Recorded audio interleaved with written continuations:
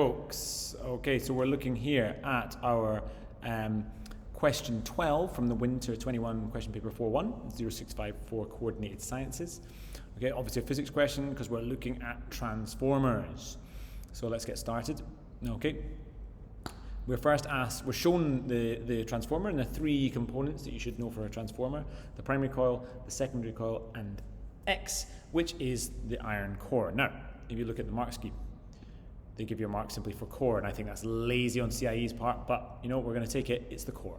It's the bit of the transformer which allows everything to work. Okay, without this thing, it would not work. Now, crucially, just as a point of understanding, the core does not provide an electrical connection. It doesn't pass current from A to B, from primary to secondary.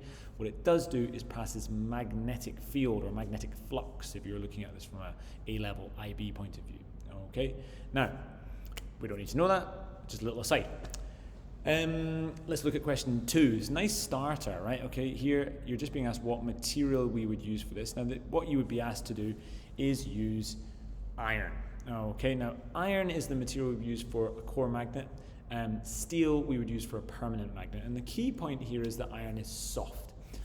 That doesn't mean it's easy to break or easy to bend. It means that it gains and it loses its magnetism very, very rapidly, very quickly.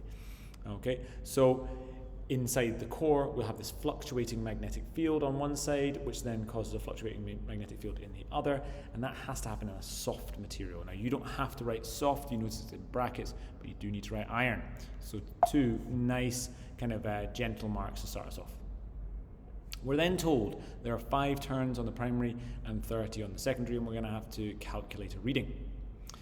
Well, if we're going to do any calculations with transformers, we need to use our turns ratio. So hopefully you remember this, that we've got V and N. Okay, V for voltage or potential difference, N for the number of turns. And simply the ratio is that Vs over Vp is equal to Ns over Np. Now, the way that I remember that is I put, really you can have P or S on either side, but I like to say that secondary is above primary.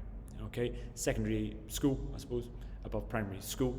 Okay, that just makes sure I've got my V and my NS above the VP and the NP. Okay, so we've got fairly simple calculations to do. We're told a few of the things here. We've got 5 turns on the primary, that's NP, 30 on the secondary, that's NS, and then we've got 10 volts going in from a VP, and this would be the one that students probably would miss because it's the one that's kind of hidden away in the rest of the question. So if you're not sure, have a look around, you'll probably find the numbers. Okay, excuse me. All we have to do then is do a bit of rearrangement. 30 divided by 5 is 6. We're going to have Vs is equal to 6 times 10, 60 volts. Now I just need to do a little check there. I have a look here. I've got a small number of turns on the left and a large number on the right. And what that means is that it's a step-up transformer. Ns is bigger than P. So therefore Vs should also be bigger than Vp, and that very much is bigger, okay? And so therefore that kind of ticks a little box, a little checker for me just to make sure that I've done the right bit of work. Now, 2 ways to increase the reading on the voltmeter. Well, actually I've suggested 3 here. Let's have a look at our equation. If you notice here, we're really wanting to ask, how can we control this value Vs? Okay, how can I make Vs bigger? Well, Vs is dependent on the other variables here, Ns, Np, and Vp. So if we change those, then Vs will change accordingly. So what changes could we make? Well, if we think, for example, the number of secondary turns, okay? Ns, if Ns becomes bigger, then Vs will also become bigger because those ratios have to be consistent. If the ratio was 10, then Vs would have to be 10 times bigger than Vp. Well, another way of controlling that, instead of changing Ns, is I could reduce Np. Okay, I could simply just bring Np down, and again, that ratio would increase, Vs would be bigger. The last one, okay, would simply be to increase Vp, the primary voltage. If this voltage going in gets bigger, then the one coming out is going to be bigger as well, and that's an energy conservation point of view, and also works with our ratios as well. All right, now we're going to think about how this thing works. I kind of touched on that a little bit here. The key point being here that we've got an alternating current in my primary coil that is then transferred through the core into the secondary coil, and then that generates our electric signal. So let's have a look here. We're started with A. We're told that there's an alternating potential difference applied to the primary coil. Okay, and we know the endpoint, which produces an alternating potential across the voltmeter. And then we need to think about statements B, C, and D to see where they are. Okay, so obviously we can simply look at the mark scheme here. All right, and we've got 3 answers there. We want A, D, C, B, but let's just think a little bit about here. When we have an alternating voltage, that will then produce an alternating current.